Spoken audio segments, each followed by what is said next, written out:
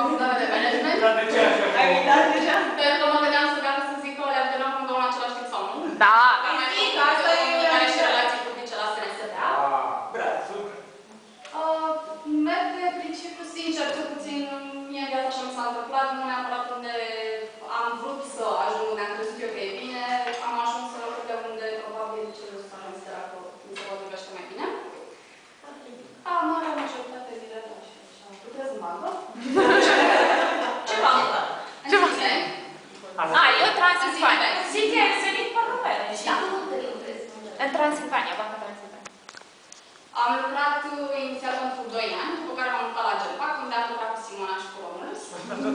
Unde lucrează și Cristina Dimitriu.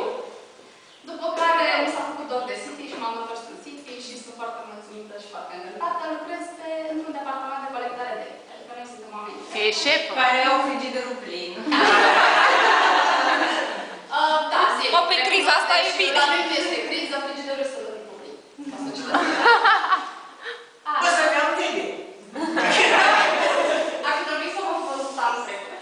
Anul trecut eram mai, un pic mai slăbut, să nu facă față. Când a început criza, ați început să colectați.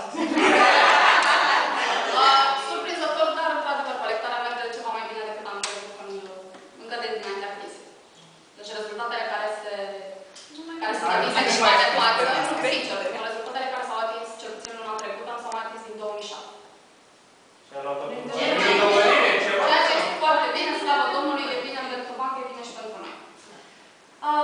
Anul trecut, pe oraș, am reușit, mai am 29 de ani și jumătate.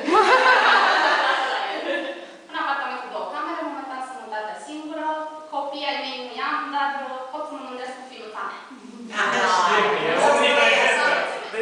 Perspective și planuri și perspective.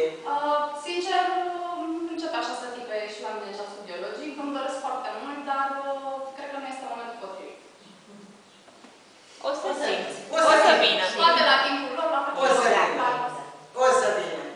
Îți dorim cel puțin la fel de bine ca acum să-ți fie, dar dacă se poate și mai bine.